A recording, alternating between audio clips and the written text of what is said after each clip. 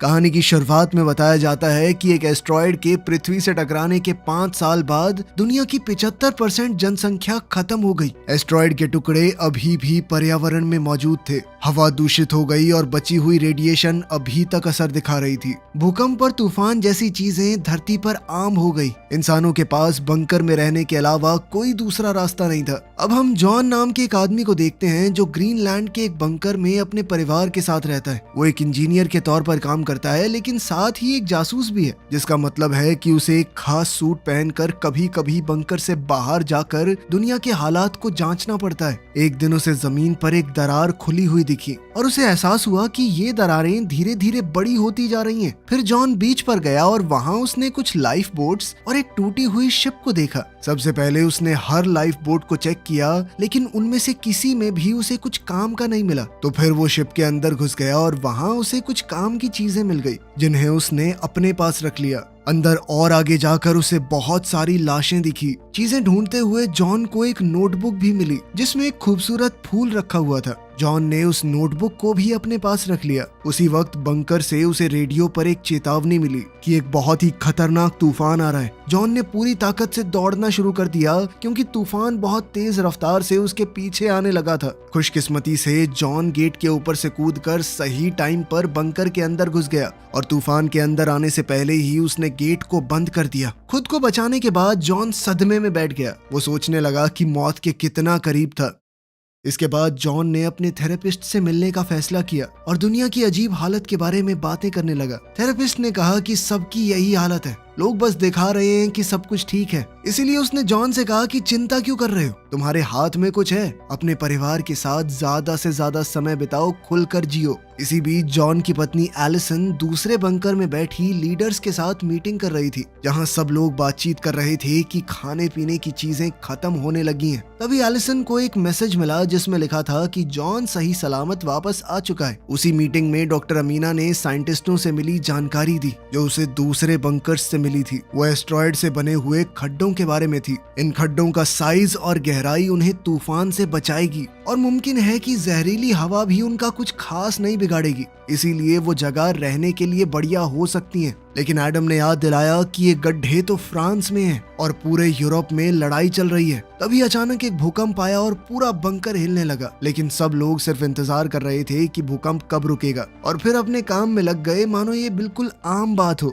Meeting में कोई कहने लगा कि ये भूकंप और ज्यादा तेज होने लगे हैं। फिर एलिसन ने सबको याद दिलाया कि बाहर कुछ लोग अभी भी फंसे हुए हैं, हमें उनकी भी मदद करनी होगी। लेकिन एडम कहने लगा कि हमारे पास और लोगों को रखने के लिए चीजें नहीं है और साथ ही वो आएंगे पता नहीं किस तरह की बीमारी ले आए, इसीलिए इस चीज को तो छोड़ देना चाहिए। लेकिन एलिसन कहने लगी कि वोटिंग करके ही पता चलेगा लोग क्या चाहते हैं। हाथ उठे और ज्यादातर लोगों ने एलिसन का साथ दिया। इसीलिए ये तय हुआ कि कल बर्फ पर चलने वाली एक गाड़ी को भेजा जाएगा। बाद में जब जॉन बंकर की पाइप्स को ठीक कर रहा था, तभी एलिसन ने अपने बेटे नेथन को बाहर देखा। इस बात से वो बहुत गुस्सा हुई कि बीमार हो जाओगे, अंदर आओ जल्दी। अंदर अपने कमरे में नेथन टॉर्च का इस्तेमाल करके अपनी बेडशीट में किए गए छेदों से लाइट मार रहा था, जिससे ऊपर की दीवार पर सितारे बन जाते और उसे ऐसा महसूस होता कि वो आसमान को देख रहा है। अगले दिन जॉन ने बंकर की दीवारों पर कुछ दरारें देखी। इसी बीच बंकर से भेजी हुई एक गाड़ी बाहर गई और कुछ लाचार लोगों को बचाकर वापस आने लगी। आते वक्त टीम ने बंकर में कॉल किया और दूसरे राउंड के लिए परमिशन मांगी, क्योंकि जगह कम होने की वजह से वो कुछ लोगों को पीछे छोड़ आए थे। लेकिन एडम ने तुरंत मना कर दिया, ये याद दिलाते हुए कि हमारे पास इतनी जगह और खाना कहाँ है यार, लोग इकट्ठा करे जा रहे हो। उसी वक्त एक और भूकंप आया और उसका गाड़ी से संपर्क टूट गया। बंकर पहले से भी ज्यादा जोर से हिलने लगा, जिससे लोग और सामान दोनों गिरने लगे और तभी अचानक छत के कई हिस्से बुरी तरह टूट गए, जिससे कई लोग फंस गए और उन्हें गंभीर चोटें भी लगी। कुछ पत्थर जॉन के सर पर आ गिरे और धूल की वजह से कई दिन से चल रही उसकी खांसी और बढ़ गई। लेकिन उसके एक दोस्त ने उसे वहां से निकलने में मदद की। तभी सारे अलार्म बज गए और बंकर फिर से हिलने लगा। थोड़ी दूर से एक धमाके की आवाज आई। जॉन ऑफिस की तरफ दौड़ा ताकि एलिसन को बचा सके। एलिसन को काफी चोट आई थी। जॉन ने जल्दी से उसे खड़ा किया और दोनों अपने बेटे को ढूंढने निकल पड़े। दोनों ने नेथन को उसके कमरे में मास्क पहने हुए पाया, लेकिन फिर भी उसे सांस लेने में दिक्कत हो रही थी। जॉन ने अपने परिवार से कहा कि जितना जल्दी हो सके सामान पैक करो, तब तक मैं और मास्क लेकर आता हूँ ताकि वो ये बंकर छोड़ सकें। सभी लोग घबराहट में इधर उधर भाग रहे थे, लेकिन जॉन फिर भी लॉकर्स तक पहुंचा और मास्क लेकर आया, जिसके बाद नेथन थोड़ा बेहतर महसूस करने लगा और परिवार ने बाहर निकलने के लिए तैयारी कर ली। जब बंकर का हिलना डुलना बंद हुआ, दीवारें भी टूटने लगी। बाहर के रास्ते पर एक परेशान भीड़ जमा हो गई, लेकिन गेट सिर्फ आधा ही खुला था और इस दरवाजे से निकलना मुमकिन नहीं था। इसलिए जॉन अपने परिवार को पीछे वाले रास्ते की तरफ ले गया। बदकिस्मती से पीछे का रास्ता भी टूट गया था। कोई और रास्ता ना होने की वजह से जॉन ने अपने परिवार को रेंगते हुए आगे बढ़ने को कहा। जैसे तैसे वो लोग दरवाजे के पास पहुंचे और जॉन ने दरवाजे का बटन दबाया, लेकिन भारी इंजन की वजह से बंकर और बुरी तरह टूट गया। पर कम से कम वो लोग सही सलामत बाहर पहुंच गए। बाहर भी तगड़ी भगदड़ मची हुई थी। जब जमीन में पानी के धमाके होने लगे तो दोनों ने नेथन को खो दिया और उसे ढूंढने के लिए वापस भागे। उन्होंने देखा कि नेथन अमीना की मदद कर रहा था जो गिर गई थी। वो लोग अमीना को भी अपने साथ ले गए और बीच की तरफ भागने लगे, जहां बचे हुए लोग बोट्स पर चढ़कर अपनी जान बचाने की कोशिश कर रहे थे। इतने ज्यादा लोग इकट्ठा हो गए कि एक बोट तो पलट ही गई, जिसके बाद वो सभी लोग पानी में जा गिरे। कुछ बेचैन और मजबूर लोग इस मौके का फायदा उठाकर एडम का मास्क छीनने की कोशिश करने लगे, इसलिए एलिसन और जॉन उसे बचाने के लिए दौड़े। पर फिर एक आदमी ने जॉन पर झपटकर उसका मास्क छीन लिया, लेकिन फिर भी किसी तरह वो और एलिसन एडम को खींचकर किनारे तक ले आए। अब सिर्फ एक ही बोट बची थी तो जॉन अपने परिवार और कुछ लोगों को जल्दी से उस पर चढ़ने का रास्ता दिखाने लगा। एलिसन ने चाहा कि जितने ज्यादा लोगों को वो बचा सकें उतनों को बचा लें, लेकिन कैप्टन बोल पड़ा कि ज्यादा वजन हो जाएगा, बोट डूब जाएगी। इसलिए मजबूरी में लोगों के मुंह पर ही दरवाजा बंद करना पड़ा। बाहर खड़े लोग बोट से चिपक गए जब तक बोट चल नहीं पड़ी। उसी पल एक बहुत बड़ी लहर सामने आई और बीच से टकराकर उन लोगों को अपने साथ ही ले गई। जॉन की बोट भी उस लहर में जोर से इधर उधर उछली, लेकिन कैप्टन ने जैसे तैसे बोट को संभाले रखा और वो लोग सुरक्षित तरीके से आगे बढ़ते रहे। थोड़ी देर बाद जॉन ने एक डिवाइस का इस्तेमाल करके कंफर्म किया कि यहाँ हवा की क्वालिटी सही है, इसीलिए वो अपने मास्क उतार सकते हैं। फिर सारे बैठकर बात करने लगे कि कहाँ जाना चाहिए, और क्योंकि आइसलैंड खत्म हो चुका था इसीलिए उन्होंने तय किया कि उनकी सबसे नजदीकी मंजिल इंग्लैंड है। कुछ घंटे बाद बोट ने काम करना बंद कर दिया, पर फिर जॉन ने इंजन चेक किया और उसे ठीक कर दिया, जिससे वो दोबारा अपना सफर जारी रख सके। जब रात हुई तो नेथन बहुत खुश हुआ क्योंकि आखिरकार उसे तारे दिख ही गए। कुछ दिन बाद बोट फिर से रुक गई क्योंकि उसमें तेल खत्म हो गया था। अब किसी के पास कोई रास्ता नहीं था तो उन्होंने बोट को समुद्र की लहरों के भरोसे छोड़ दिया कि वो उन्हें कहीं तो लेकर जाएंगी। काफी लंबे इंतजार के बाद आखिरकार बोट जमीन तक पहुंच गई। सबने बाहर देखा तो हैरान हो गए जब उन्हें पता चला कि वो लिवरपूल में है। जॉन ने अपने डिवाइस से कंफर्म किया कि हवा यहाँ पर साफ है, पर अब उन्हें जल्द से जल्द रहने के लिए जगह ढूंढनी होगी। लेकिन जब उन्होंने नीचे देखा तो पता चला कि एरिया का एक हिस्सा पानी में डूब चुका है। जॉन ने एक चप्पू लिया और बोट को चलाना शुरू किया, जब तक बोट आखिरकार एक सूखी सड़क से टकरा नहीं गई। सभी बोट से उतरे और देखा कि शहर बिल्कुल सूना लग रहा था। उन्हें सड़क पर कुछ लोग दिखे तो वो उनका पीछा करने लगे और एक ऐसी जगह पहुंच गए जहां लोग किसी तरह जिंदा रहने की कोशिश कर रहे थे।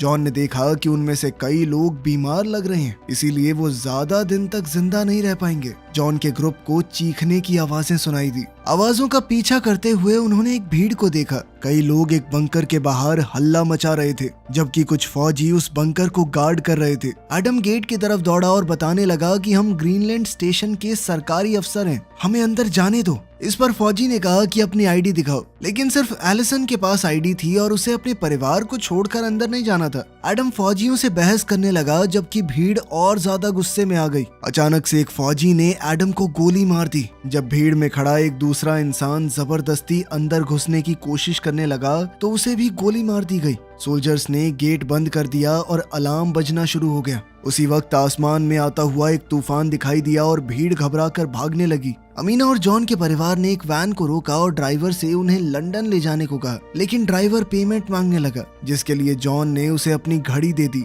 जिसके बाद ड्राइवर मान गया और गाड़ी तेज रफ्तार से शहर से निकल पड़ी। समय रहते वो लोग तूफान से भी बच गए। एलिसन नेथन को गले लगाकर तसल्ली दे रही थी कि सब सही हो जाएगा, जबकि एमिना एडम के लिए बहुत दुखी थी। ड्राइवर ने बताया कि लोग इतने मजबूर हो चुके हैं कि खाने के लिए किसी को भी मार देंगे।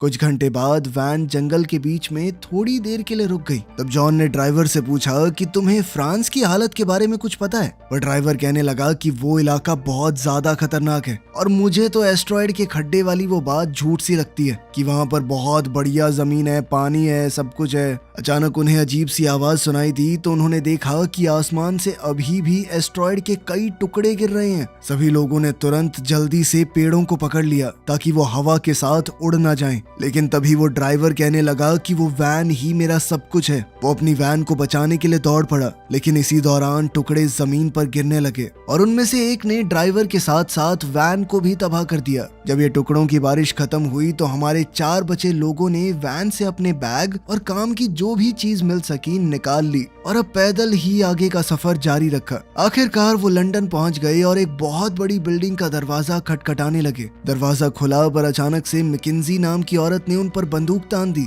लेकिन इत्तेफाक से ये लोग मैकेंजी के पुराने दोस्त थे। उसने तुरंत बंदूक नीचे कर ली और उन्हें अंदर आने दिया। फिर उसने उन्हें बिल्डिंग के अंदर घुमाया और बताया कि ये बिल्डिंग एक रिटायरमेंट होम है, इसीलिए यहाँ रहने वाले सारे लोग बुजुर्ग हैं। मैकेंजी ने बताया कि मैंने पूरी बिल्डिंग को सील कर दिया है और कुछ सोलर पैनल्स की मदद से जनरेटर चल रहा है, वो हवा को साफ करता रहता है। सबने खाना पीना खाया और खूब बातें करने लगे। जॉन ने अब मैकेंजी से फ्रांस के उन गहरे गड्ढों के बारे में पूछा। मैकेंजी ने कहा कि मैंने अफवाहें तो सुनी है, लेकिन मैं नहीं जानती वो सच है या नहीं। बाद में एलिसन सोने की कोशिश कर रही थी, लेकिन सोए कैसे? जॉन बाथरूम में बार बार खांस रहा था। जब उसने सिंक में देखा तो उसे खून दिखाई दिया। जॉन ने टालने की बहुत कोशिश की, लेकिन एलिसन ने कहा कि सच बताओ प्लीज। इसलिए जॉन ने आखिरकार अपना राज खोला। वो कहने लगा कि बंकर में एक डॉक्टर ने बताया था मुझे कि जब खून आने लगे तो सिर्फ 6 से 8 हफ्ते बचे हैं जीने के।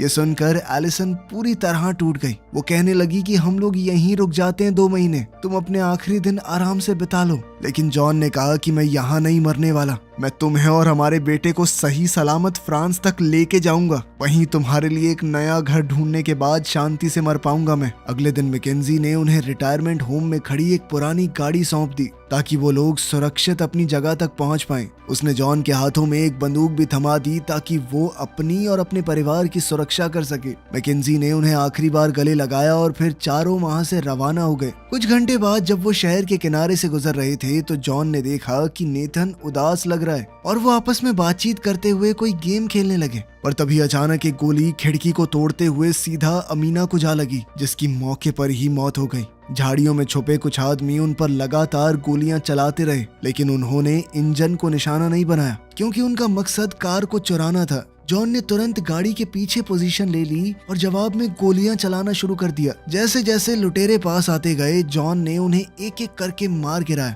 अब सिर्फ एक आदमी बचा था, लेकिन जॉन की गोलियां खत्म हो गई। मगर एलिसन के पास दूसरी बंदूक थी और उसने आखिरी आदमी को गोली मार दी, इससे पहले कि वो उन्हें कुछ नुकसान पहुंचाता। एक दूसरे को तसल्ली देने के बाद उन्होंने मिलकर एक गड्ढा खोदा और एमिना को दफना दिया। जॉन अपनी दोस्त को अलविदा कहते हुए एक प्रार्थना करने लगा, जिसे नेथन ने बड़े गौर से सुना। कुछ घंटे बाद परिवार एक बड़े से रेगिस्तानी इलाके में पहुंच गया। वो समझ गए कि ये जगह इंग्लैंड और फ्रांस के बीच में जो समुद्र हुआ करता था वो है। यहाँ से पानी हट चुका था तो कम से कम उन्हें बोट की जरूरत तो नहीं पड़ेगी। रास्ते में उन्हें कई सारे समुद्री जहाज पड़े हुए मिले। थोड़ा आगे जाकर उन्हें कुछ लोग दिखाई दिए। थोड़ा देखने पर उन्हें पता चला कि जमीन के बीच में एक बहुत बड़ी दरार है और उन्हें इस दरार के उस तरफ ही जाना है। यहाँ पहुंचना होगा रस्सियों से बने हुए खतरनाक पुल से। ये देखकर नेथन बहुत ज्यादा डर गया और कहने लगा कि मैं नहीं जा रहा उधर। तब जॉन उसे हिम्मत देते हुए सबसे पहले गया। पूरे परिवार ने धीरे धीरे बहुत संभल कर रस्सी पार करना शुरू किया। जब जॉन को अचानक से खांसी आई तो वो लगभग फिसल ही गया था, लेकिन उसने तुरंत खुद को संभाला। तभी अचानक बहुत तेज हवाएं चलने लगी और हवा ने पुल को जोर जोर से हिलाया, लेकिन अभी भी सबने खुद को किसी तरह बचाए रखा। किस्मत से हवा जल्दी ही रुक गई और परिवार आगे बढ़ता रहा और बीच में एक चट्टान तक पहुंच गया। वहां से 2 सीढ़ियां दूसरी तरफ जा रही थी। वो लोग सीढ़ियों के बीच में ही पहुंचे थे। अचानक से जोरदार भूकंप आ गया।